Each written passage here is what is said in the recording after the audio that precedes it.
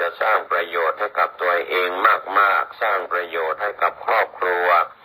สร้างประโยชน์ให้กับชุมชนสร้างประโยชน์ให้กับผู้ที่ล่วงลับตายจากไปแล้วสร้างประโยชน์ต่อคนที่ยังไม่เกิด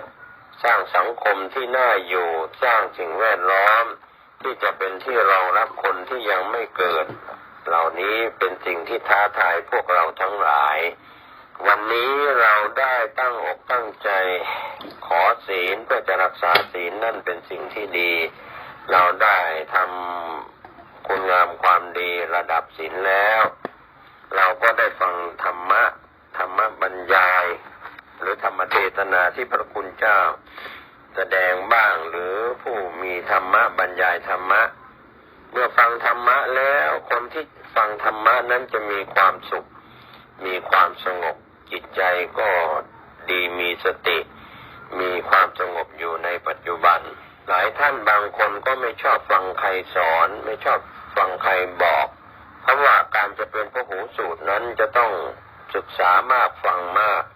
วันนี้เมื่อท่านไม่ฟังใครแล้วเราจะเข้าใจหลักธรรมคำสอนเหมือนเราไม่เรียนรู้แผนที่ไม่ได้ศึกษาในปริยัติไม่ได้มีคำแนะนำจากครูบาอาจารย์สั่งสอนเราก็คงเป็นคนอยู่เหมือนอยู่ในที่มืดอยู่ในที่มืดแล้วก็ไม่เห็นอะไรในแม้ความมืดที่ครอบงำอยู่ใกล้ตัวเราก็ไม่เห็นสิ่งที่อยู่ใกล้ตัวไกลตัวเราก็ไม่เห็นเช่นเดียวกันเมื่อเราขาดการฟังธรรมะความสงบก็ไม่มีจิตใจก็ขาดสติความสงบไม่มีในปัจจุบันบางคนก็บอกว่าจะเอาแต่การภาวนาอย่างเดียวนั่นก็ถูกนั่นก็ใช่ในขณะที่เราเจริญภาวนาเจริญกรรมฐานนั้นเราก็ต้องหยุดการฟังการทำการงานอื่นๆเดินจงกรมนั่งสมาธิแต่ในส่วนที่เราไม่ได้เดินจงกรมไม่ได้นั่งสมาธิเราก็แบบนิสัยชาวบ้านทั่วไปหรือตามประชิดก็ดีคารวะก็ตามก็ยังเป็นนักฟังท่านก็จะมีความสุขความสงบในปัจจุบันเรียกว่าจิตใจเป็นบุญเป็นกุศลในปัจจุบันการให้ธรรมะเป็นทานนั้นจึงเป็นสิ่งที่เลอเลิศประเสริฐอย่างยิ่งทั้งผู้ให้ก็เป็นผู้ได้บุญได้กุศลผู้ให้ธรรมะก็คือผู้บรรยายจะเป็นพระคุณเจ้าหรืออุบาสกบาสิกาก็ถือว่าได้บุญได้กุศลจึงเสียสละเวลาที่จะสั่งสอนธรรมะบรรยายธรรมะอย่างนี้เป็นต้นแม้แต่ในขณะที่เราเป็นเด็กหรือเรายังด้อยการศึกษาด้อยการฟังเราก็ต้องแสวงหาครูบาอาจารย์ที่สั่งที่สอนวิปัสสนาจารย์สอนกรรมฐานถ้าไม่มีวิปัสสนาจารย์จะเรียกว่าผู้สอนกรรมฐานได้อย่างไรจะมีสำนักวิปัสสนากรรมฐานได้อย่างไรและพระโยคีผู้ปฏิบัตินั้นก็ต้องเป็นผู้ปฏิบัติตามคำสอนที่พระวิปัสสนาจารย์สอนเช่นเดียวกันวันนี้หรือในยุคนี้หรือในยุคไหนๆที่ผ่านมาแล้วถือว่าท่านโชคดีได้ฟังธรรมทางวิทยุกระจายเสียงได้ฟังธรรมทางทีวี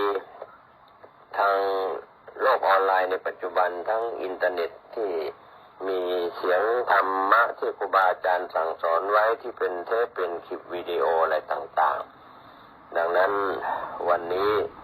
หลายท่านอย่าได้ลืมเราเป็นนักฟังที่ดีความสงบก็เกิดขึ้นปัญญาก็เกิดขึ้นวันนี้ถ้าเรารวบรวมบุญกุศลที่เราท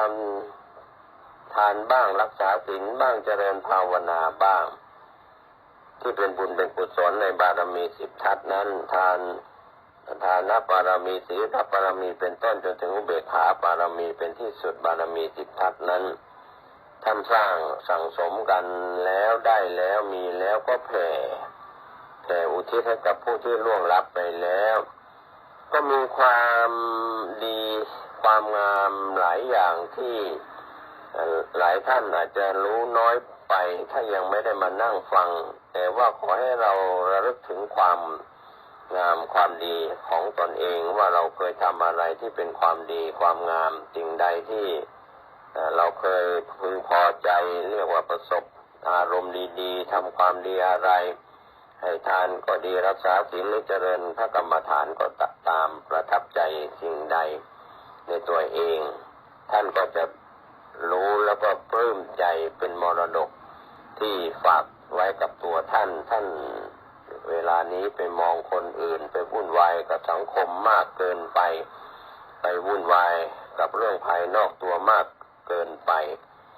ไม่ว่าจะเป็นเรื่องของการก่อม็อบการประท้วงการไฮปาร์คอะไรต่างๆเป็นเรื่องของชาติของแผ่นดินของสถาบันต่างๆอาจจะมากเกินไปโดยเฉพาะลูกหลานเราอยู่ในวัยที่จะต้องศึกษาเล่าเรียน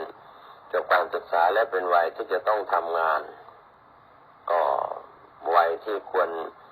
เป็นผู้ใหญ่แล้วก็จะต้องมีความคิดที่จะตามมาแต่ก็เกิดขึ้นความตายก็ตามมาอาจจะต้องล่วงลับตายไปมีอะไรว่าเรามีความรู้สึกว่าขาดอะไรไปก่อนที่เราจะตายนั้นในตอนต้นเป็นเด็กเป็นหนุ่มเป็นสาวอาจจะลื่นเริงบันเทิงใจเพราะอยู่ในสถาบันครอบครัวที่อาจจะอยู่ดีกินดีแต่ถ้าอยู่ในสถาบันครอบครัวที่ทุกข์ยากลำบากก็อาจจะไม่ทราบซึ้งไม่ซึ้งใจดังนั้นวันนี้เราขาดความเคารพในผู้เป็นผู้บุพการีคือพ่อแม่ขาดความเคารพในครูบาอาจารย์ขาดความเคารพในพระสงฆ์องค์เจ้าผู้ทรงศีลทรงธรรมและความทราบซึ้งความเคารพจะมาจากไหนถ้าเราขาดความเคารพความเป็นมงคลจะมาจากไหนดังนั้นเราตั้งใจรักษาศีลให้เกิดขึ้นในตนเองก็จะทำให้เราเห็นคุณค่าของอานิสงส์ของศีลเราตั้งใจให้ทานเราก็จะเห็นอานิสงส์ของการให้ทานวันนี้เรายังขี้เหนียวยังขี้ตนียังขี้จิแล้วเราจะไปเห็นว่าการให้นั้นได้อานิสงส์อะไรเพราะตัวเองยังขี้เหนียวตนีทีเหนียวหวงแหนไม่รู้จักคำว่าการแบ่งปันการให้แบ่งกันกินแบ่งกันใช้ของการให้ธรรมทานนี่ก็ถือว่าไม่มีธรรมจริยะไม่หวงธรรมผู้ที่สอนธรรมเนี่ยทุกวันนี้ไม่ว่าจะเป็นใครบรรพชิตหรือพระอรหันต์ท่านมีเมตตาธรรมสูงที่มองเห็นว่าคนที่ฟังไปแล้วสะกิดใจแค่เรื่องเดียวปฏิบัติได้เรื่องเดียวแค่พูดเรื่องทานท่านสามารถทำบุญใส่บาตรให้ทานทั้งอามิสทานธรรมทานก็ได้ประโยชน์แล้วในข้อที่ท่านฟังเรื่องของอานิสงส์ของการรักษาศีลท่านรักษาศีล5ข้อใดข้อหนึ่งหรือทั้ง5ข้อท่านก็ได้รับอานิสงส์จากศีลแล้วท่านฟังเรื่องของการเจริญภาวนากรรมฐานเรื่องของวิปัสสนากรรมฐานเราเดินจงกรมเรานั่งสมาธิก็ได้อานิสงส์แล้วเราฟังเรื่องของกรรมและผลของกรรมเชื่อในกรรมและผลของกรรมเราก็จะได้เข้าใจว่าการกระทำนั้นมีทั้งกรรมดีกรรมชั่วผลของความชั่วก็เป็นความทุกข์ความเดือดร้อนผลของความดีก็เป็นความสุขความเจริญวันนี้เราไม่มีความสุขเราไม่มีความเจริญเพราะว่าเราทำกรรมชั่วที่เป็นกรรมหยาบช้าเลวทรามทำผิดศีลทุกข้ออย่างนี้เป็นต้นจะไปหาความสุขความเจริญได้อย่างไรแล้วเราไม่เคารพแทบทูลผู้ที่คนที่ควรเคารพนับถือบุพการีทั้งหลายทำให้เราขาดความเคารพก็ไม่เป็นมิ่งไม่เป็นมงคลไม่รู้จักบุญจักคุณไม่เคารพพ่อแม่ลูกไม่เคารพพ่อแม่ศิษย์ไม่เคารพครูอาจารย์ศรัทธาพี่น้องชาวพุทธหรือว่าศาสนิกในต่างศาสนาไม่เคารพศาสนาจารย์หรืออาจารย์ผู้สอนที่เป็นพระคุณเจ้าสำหรับพี่น้องชาวพุทธที่เป็นบรรพชิตสำหรับต่างศาสนาก็ศาสนาจารย์ท่านไม่แสดงความเคารพแล้วท่านจะได้ของดีอย่างไรเหมือนเด็กน้อยลูกน้อยที่ดื่มนมแม่เกิดใหม่ๆเมื่อดื่มนมดูดนมแล้วอิ่มแล้วอาจจะกัดหัวนมแม่ฉันใดก็เหมือนกันความรู้สึกที่ได้กินนมของแม่จากเต้าแล้วแต่ในขณะที่อิ่มแล้วไปกัดหัวนมแม่ก็เจ็บแม่ก็จะรำคาญแม่ก็จะไม่ให้ดื่มนมอีกแม่ผู้ที่เลี้ยงลูกด้วยนมก็จะเข้าใจลูกมีความหิวจึงดูดนมดื่มนมซึ่ง คุณค่าของนมแม่นั้นมีมากมายอย่างนี้เป็นต้นระหว่างกลั่นออกมาจากสายเลือดจากแม่ทีเดียวคนที่เป็นแม่ผู้ให้กำเนิดลูกจะรู้จะเป็นลูกหญิงลูกชายที่เกิดมาวันนี้ทำไมเราระลึกนึกถึงคุณงามความดีของพ่อแม่ไม่ได้ของครูบาอาจารย์ไม่ได้ของผู้นำศีลธรรมที่เป็นพระสงฆ์องค์เจ้าหรือศาสนาจารย์ในต่างศาสนาไม่ได้ความดีของท่านเหล่านั้นมีอยู่เมื่อท่านเหล่านั้นตายหรือล้มหายตายจากไปแล้วเราทำไมอุทิศบุญกุศลให้กับท่านเหล่านั้นไม่ได้ที่เราได้ยินว่ามีการจัดงานวันกตัญญูเนี่ยเป็นภาพลักษณ์ที่ดีวัดใดภาคประชาชนใดจัดงานวันกตัญญูเนื่องในวันกตัญญูอย่างนั้นอย่างนี้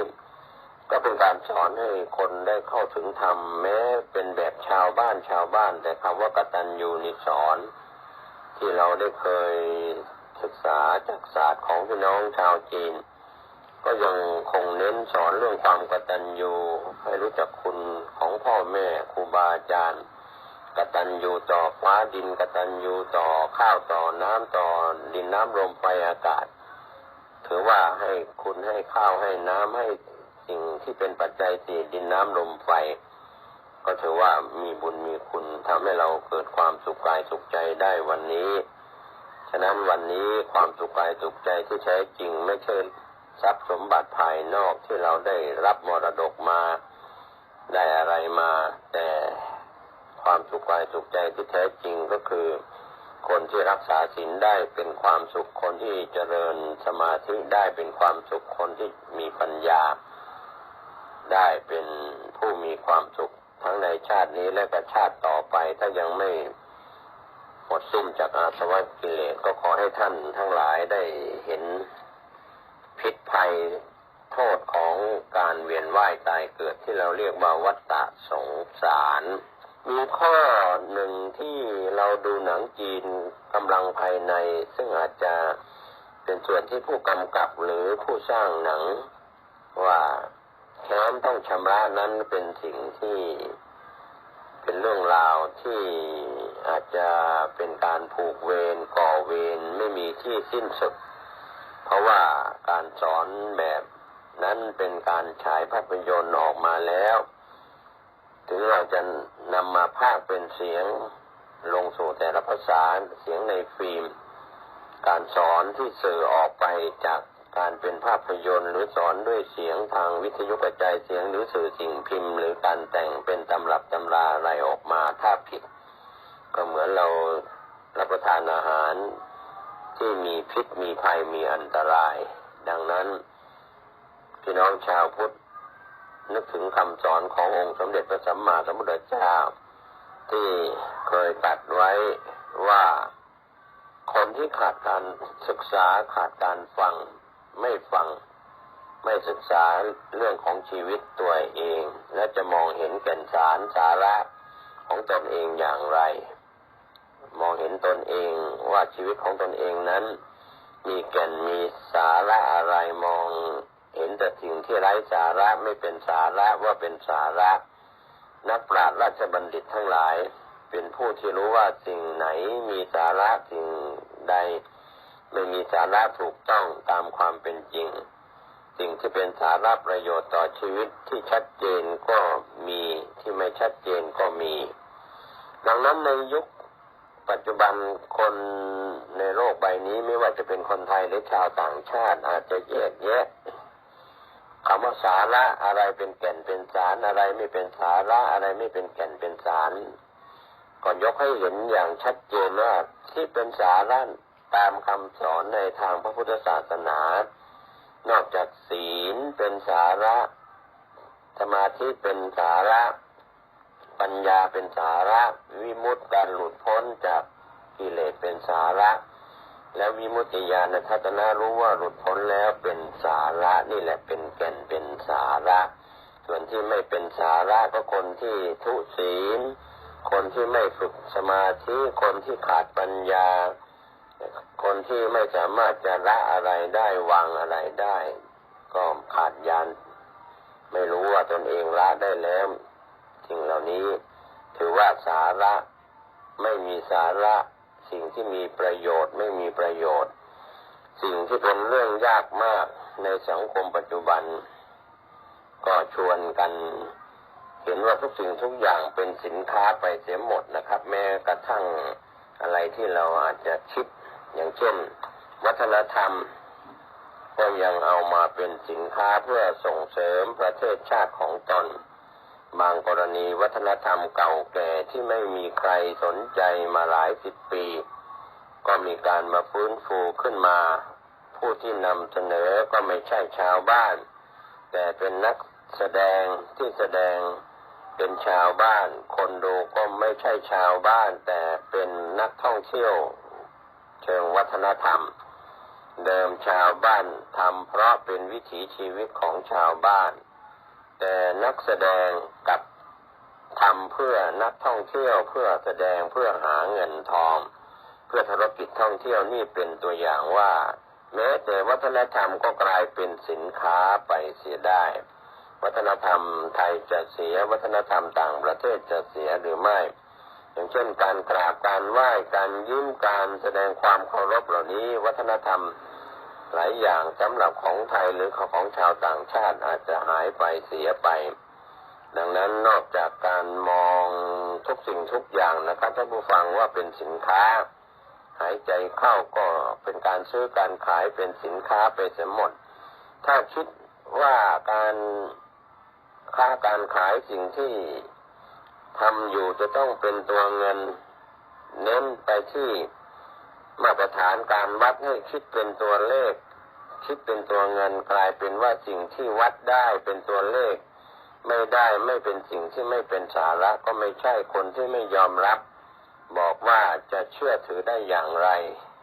ถ้าไม่มีตัวเลขถามว่าใครจะพิสูจน์เครื่องวัดเป็นเครื่องวัดที่ดีณจุดใดจุดหนึ่งนะครับท่านผู้ฟังก็มีความเชื่ออยู่ดีว่าอย่างน้อยก็ต้องเชื่อว่าเครื่องวัดที่เราใช้มาตราต่างๆเป็นเครื่องวัดนั้นเป็นเครื่องวัดสิ่งที่มีจริงแต่ชีวิตของคนเราจะคิดเป็นตัวเลขคิดเป็นตัวเลขทั้งหมดได้อย่างไรจะเอาชีวิตของตัวเองไปเป็นการค้าเป็นชายขายตัวเป็นหญิงขายตัวหรือเป็นอะไรต่างๆที่ค้าขายกันเอามนุษย์ค้าขายมนุษย์ค้าขายสัตว์ยังไม่พอมาค้าขายตัวเองที่เป็นมนุษย์ชายหญิงดังนั้น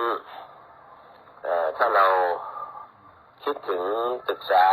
พี่น้องชาวอินเดียสมัย20-30 ปี40 ปีที่แล้วมาโรงงานยูเนียนคาร์ไบด์ของอเมริกาประมาทปล่อยแก๊สพิษลอยเข้าไปในเมืองคนตายเป็นหมื่นครั้งนั้นก็มีการฟ้องร้องบริษัทยูเนียนคาร์ไบด์เขาก็ได้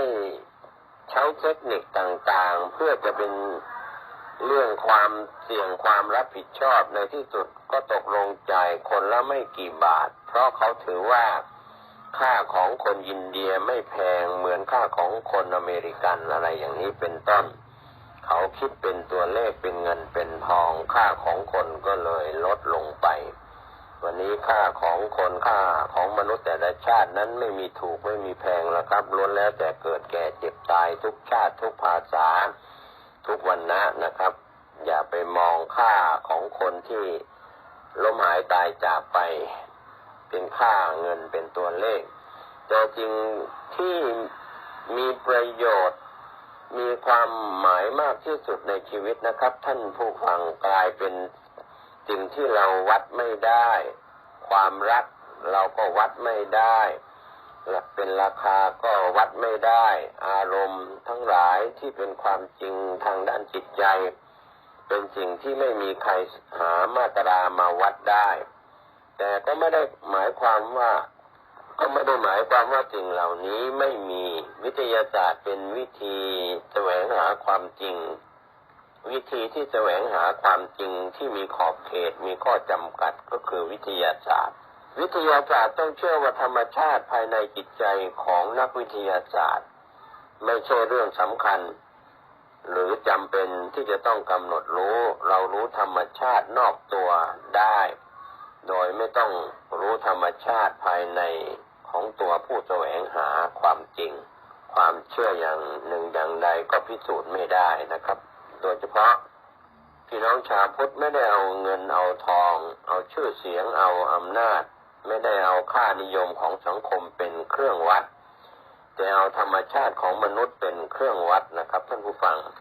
เราถือว่าสิ่งสูงสุดคือจิตใจที่ปราศจากความโลภความโกรธความหลง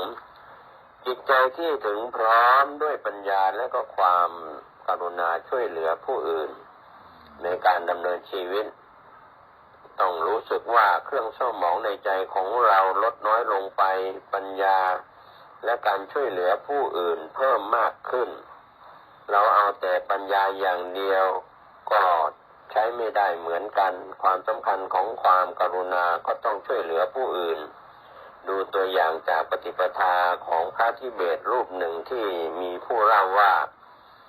ท่านเงียบอยู่ในถ้ำถึง7 ปีอยู่คนเดียวรูปเดียวองค์เดียวมีคนส่งอาหารทุกวันนะครับท่านผู้ฟังการภาวนาของท่านแทนที่จะดีขึ้นแต่ทุกวันมีขึ้นมีลงไม่ค่อยจะประสบความสำเร็จเท่าไหร่คิดว่าจะบรรลุธรรมก็ไม่ได้บรรลุสักทีสุดท้ายก็ตัดสินใจออกจากถ้ำนะครับตามเรื่องราวที่เล่ามาเพราะท้อแท้ใจเดินกลับวัด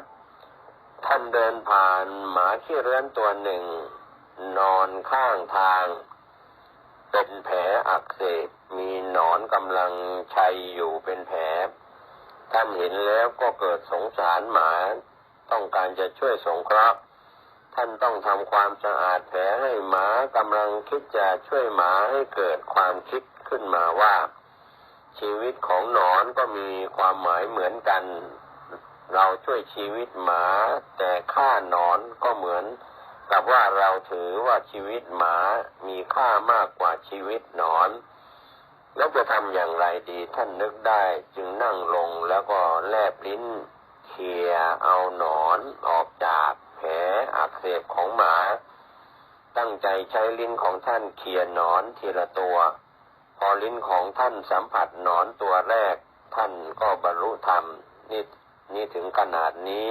ก็ไม่น่าเชื่อเหมือนกันก็เป็นหลักการสอนการบรรลุธรรมแบบเซนหรือว่าแบบมหายานนะครับก็ฝากไว้ให้ท่านผู้มีสติปัญญาได้คิดได้พิจารณากันบางครั้งเราก็ถือตัวถือตนมากเกินไปคบกับใครไม่ได้พูดกับใครไม่ได้สมาคมกับใครไม่ได้ก็กลับมาพิจารณาตนเองว่าแล้วใครจะมาคบกับเราใครจะมาสมาคมกับเราถ้าเราไม่สมาคมไม่คบไม่พูดไม่สนทนาปราศัยกับท่านเหล่านั้นดังนั้นวันนี้ก็ฝากธรรมะหลากหลายนานาทัศนะให้ท่านผู้มีสติปัญญาได้รับรู้รับทราบกันผมก็เจตเพชรมิตรวิทยากรก็หวังว่าเราแบ่งปันความคิดดีๆเหล่านี้จะสุขกายสุขใจกลับมาดูตนเองมากยิ่งขึ้นสุขกายสุขใจทุกรูปทุกนามสวัสดีครับ